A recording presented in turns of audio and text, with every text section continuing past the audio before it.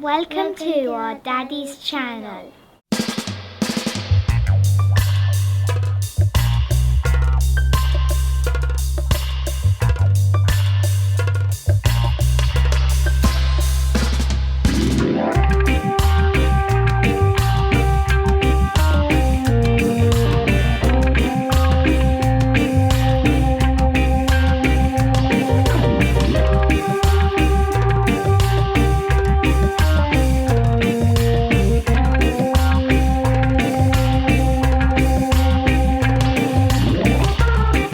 I've just received in the mail my renewal for my insurance and for my tax for the Multistrada, which means I've had it for a year and I cannot believe it. Not least because I've hardly used it. I got it in the week before lockdown, and for a large portion of the year it just sat in the garage. However, I did manage to do a Scotland tour on it. I had a couple of blasts down to the coast. And now I've done about 3,000 miles, so I figured a year's ownership, 3,000 miles, good time to do a bit of a review for anybody who might be considering buying a Multistrada 950S. Now, I'm very aware that there's a brand new radar technology V4S just been released, which means that even the 1260S, the Grand Tour, is now not the latest model. So am I still happy with the bike? Should you buy one? And what do I think of it? The problem with trying to do a review like this is that I actually bought this bike to commute as well as do the odd tour here and there, and I haven't been to work for over a year. I've been working from home. Just by sheer coincidence, I had to go into work this week, so I rode in, and this is my experience. Here we are, the first commute ever on my bike, having had it for a year, and it was the last bit of the puzzle in order to do a review, because I wanted to do a long-term review. Well, I wanted to do any kind of review, but I couldn't really, because I couldn't tell you what it was like on a commute, which was what I bought this bike, you know, majority for, with the touring as well, on occasion. For the past decade I've been commuting on an R6 or an R1 or CBR 600, which has obviously got the clip-ons and very narrow profile and low wing mirrors. And one thing that I was concerned about with this is just how big and high and wide it is at the front, and given that most of my commute is at a standstill like you see right now, you've got to be able to make some progress. The big test really is the Blackwall Tunnel approach, which is just at like a car park most of the time, and so you've got to be able to, filter through. So the Ducatis of old, and even the newer ones with the big engines, been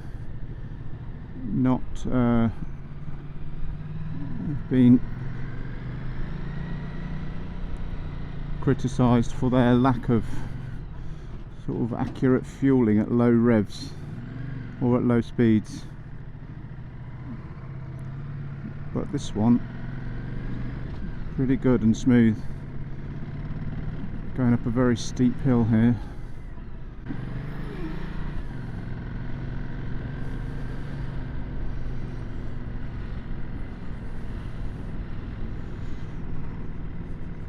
So fueling and slow speeds in the traffic, so far so good. I'm going to try the hill hold here.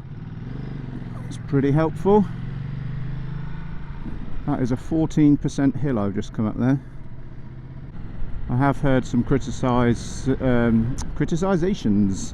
as well around the hill hold only lasting for a few seconds, but you get used to it. I've never had a hill hold before now. It was just your right foot starting on a hill. Back to basics, so it's a nice feature to have. So I'm in touring mode at the moment. It's meant to be the one with the same amount of power, more comfort than the sport mode, but a more progressive increment on the accelerator, so you need to give it more wrist action to go, but all the power is there. So you've got a very commanding position on this. It's quite upright, but you are imposing, and with the LED lights on the front, I do feel like people see you better.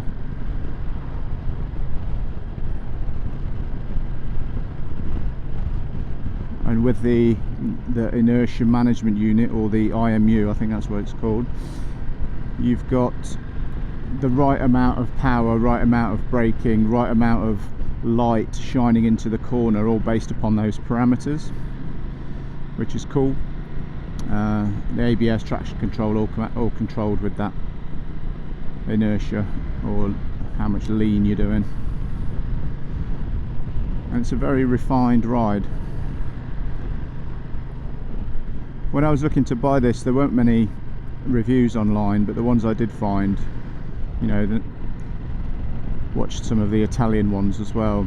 They were trying to do drag races with this against the 1260 and against the 1200, the old 1200, and up until, you know, like 120 miles an hour, there wasn't really much difference in the power, in the speed,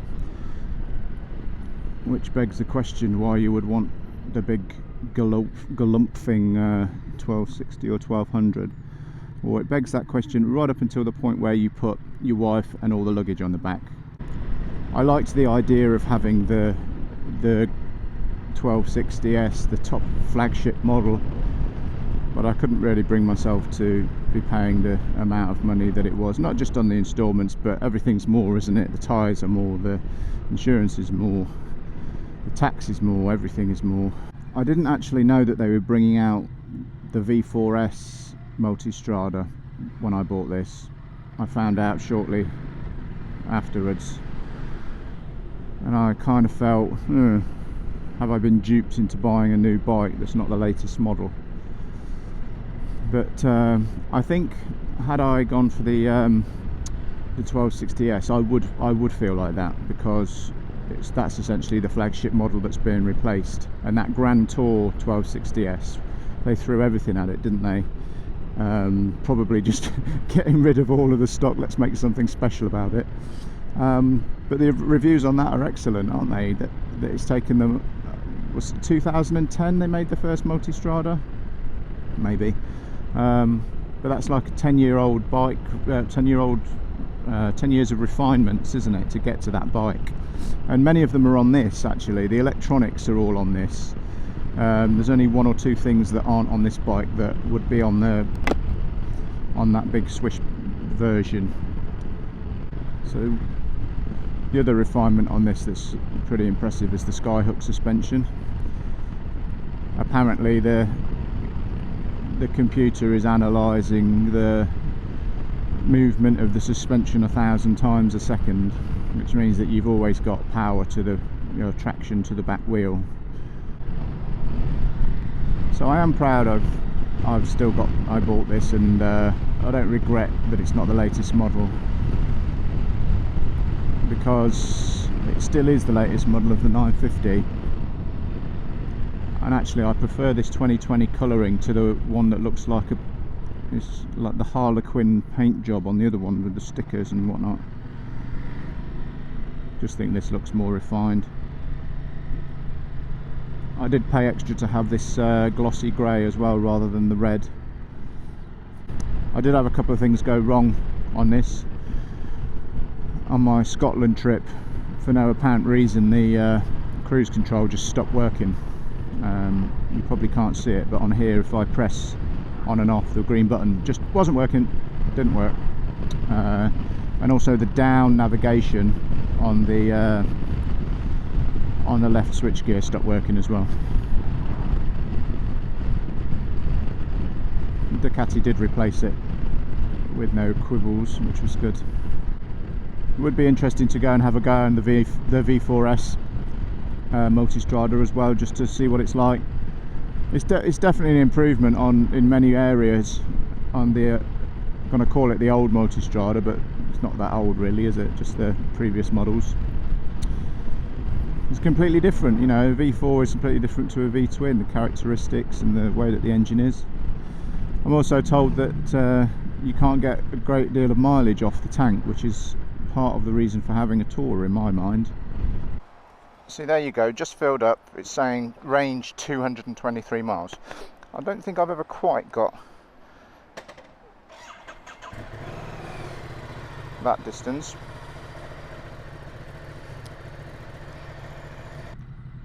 Beautiful spring day.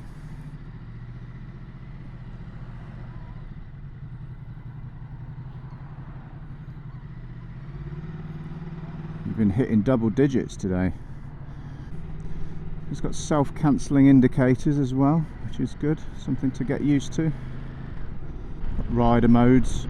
At the minute I'm just one helmet, and one helmet on the dash means just rider. Helmet and bag means rider and luggage, and then so on and so forth, all the way up to pillion and full luggage. It's got the quick shifter up and down, which works nicely. Large part of owning a bike though is how it makes you feel. My most irrational decisions have been, you know, bike related.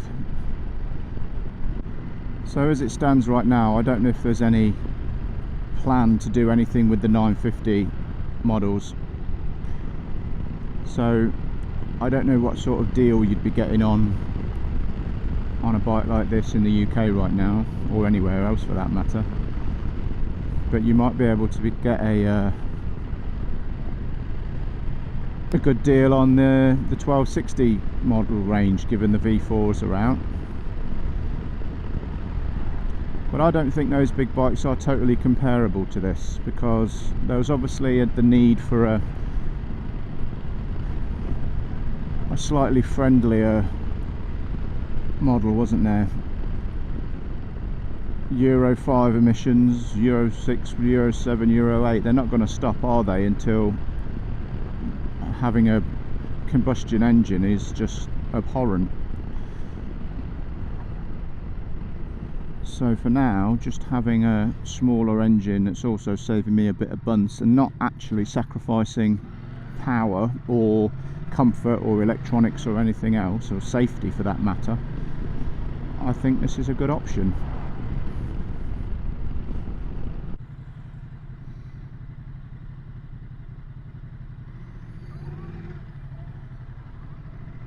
It does feel good to be back on a bike though. This is the first time I've been out for several months.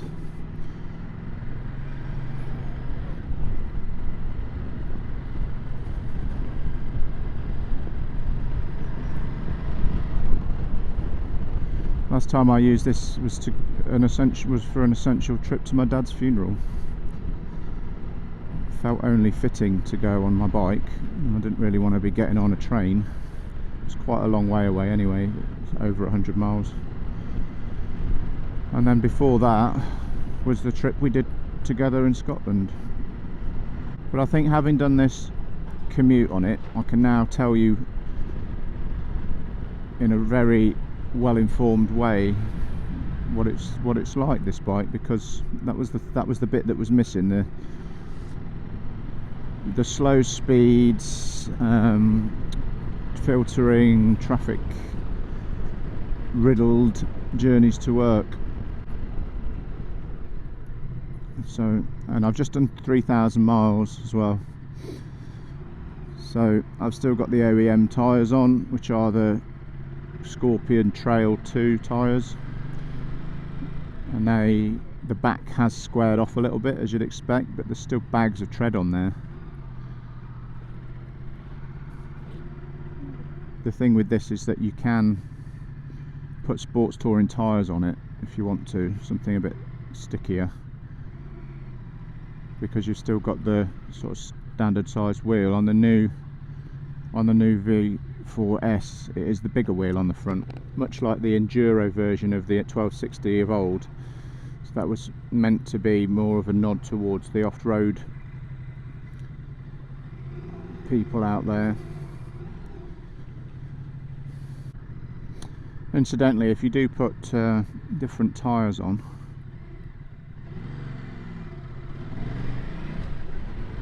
you do need to tell the computer that, because it needs to know the profile that you've got on there,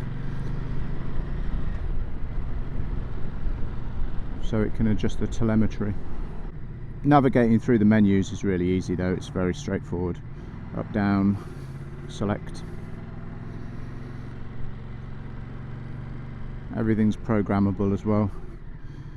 The modes, all the engine characteristics, suspension, braking, traction control. You can have too much adjustment though.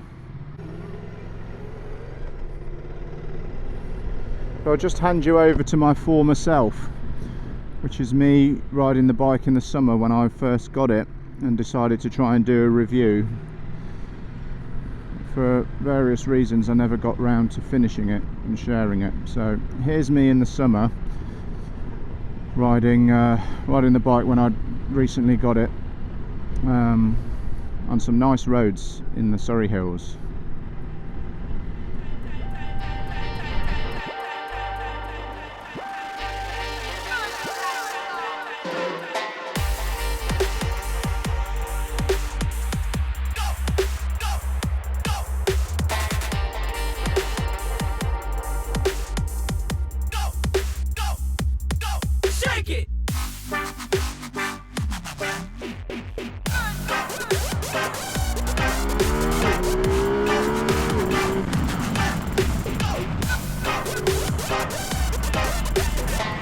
Oh yeah, beautiful road.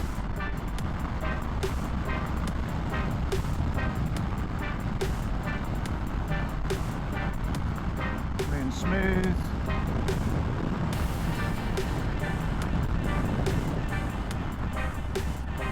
And I've ridden off without doing my helmet up. Typical. Where can I stop?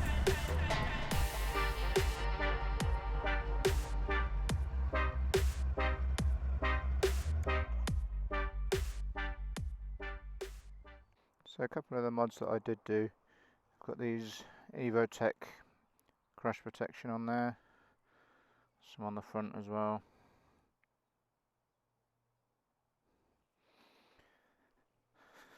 Some on the back,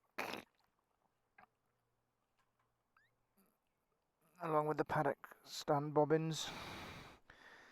Got a personalised number plate on. My neighbour was kind enough to give me, believe it or not. Doesn't have a Ducati anymore, so what don't I like about it? Well, there's a couple of things that are a bit niggly. First of all, you don't get heated grips with it, even though it's the top of the range S model, so I paid for those. They were a rip-off, frankly, but I thought that I should probably have them. And they're also a little bit plasticky. Don't know if you can hear that, but that play there just makes it feel like you're, I don't know, it's not quite up to scratch, I don't think, and I think the wire looks a bit messy as well. But that's that. The other thing on the controls, these are all pretty good actually ergonomically, even with big thick gloves. The thing that's annoying, I don't particularly have big hands, well, I don't think I have anyway, but this pass button here, pull to pass, push for full beam, I'm forever hitting that with my glove, and I'm slowing down or I'm braking or I'm clutching and I'm flashing people as I'm doing it. Maybe I'll get used to it, but it's not good from a safety point of view either. Have someone pulling out in front of me because they think I've flashed. The screen is pretty good. You can do that on the move. Quite like that. I pretty much always have it down. You know, I wear race helmets, so the wind hitting them at high speed doesn't bother me at all. And I'm quite tall, so when it's up here, it just starts to buffet me a little bit. Haven't ridden with a pillion, so I don't know if it would benefit them. But I think if you want a big screen, then just buy a big screen. I think that's the point with these sorts of things. Other than that, I really like the colour. I don't know if you can pick it up. It's gloss grey. There's a few people have moaned that the spring is yellow rather than red. I don't really care about that. Spring's a spring. The LED lights are incredible as well. I've bought a fender extender to put on there as well because that's really short, isn't it? And this just gets covered in crud. All in all, pretty impressed with it. Indicators up here, nice safety feature. Adjustable brakes, Brembo brakes. This is where you activate the heated grips. Anyway, let's go for another little turn around and head home. So one thing I do notice is that it is much heavier than the sports bikes I've got. Heavier to manoeuvre because of the centre of gravity is much higher, but it's just something I have to get used to. And I haven't dropped it yet, but I have felt the tipping point come a couple of times on it, but you know. So why am I making this video? Well, I procrastinated so much about what bike to buy, and I watched loads and loads of reviews, and there just weren't that many about this. And you know, you can compare it to the 1260 or whatever, or to previous Ducatis, but you know, I do listen to a lot of videos on YouTube and whatnot, and everything is largely opinion, isn't it? And really, if there's a lot of opinion that say something is good, you normally find that you can make a decision from that. I only found 1 or 2 reviews about this bike, but I'm pretty sure that those reviews are, you know, journalists being paid to say what they say, if you like, or a vested interest in getting called back to review a bike next time. I think Ryan F9 out of Canada is the only person that's completely honest with reviews. Maybe with a couple of others as well. But we all do have our own biases, don't we? We all have our little preferences and things. Get off that horrible gravel.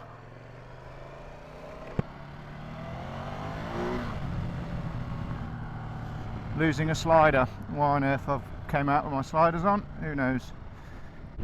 So in summary, if you want a sports tourer / adventure bike, which is more on the road adventure than anything off-road, you like something a little bit different that's not a BMW or a KTM, I definitely recommend getting the 950S, because it's cheaper than the 1260, and if your ego won't let you have the outgoing model as good as it was, 1260, then get the V4S. But also be aware that it's the first model of its kind, and should you buy the first model of anything, jury's out on that. The major difference is the engine characteristics, isn't it, and the radar technology, which is, I suppose, how we're all going, isn't it? Although, after seeing the early bikes with the radar on it, I thought that the way that they'd affixed the radar to the front was just sort of the prototype model. But then the model that came out, it didn't really do much to make the radar look any better, and I think it looks a bit like Bane from Batman, doesn't it? Like it's got a muzzle on it. It's a bit ugly. I do prefer the way this looks on the front. So here we go then, the Blackwall Tunnel approach. It's the worst part of the journey for sure. Blackwall Tunnel, try and hold your breath all the way through. Oh, it's really poorly ventilated in here. Out we come, and we can breathe and breathe and breathe. Here it is, the Eye of Sauron. Welcome to Mordor.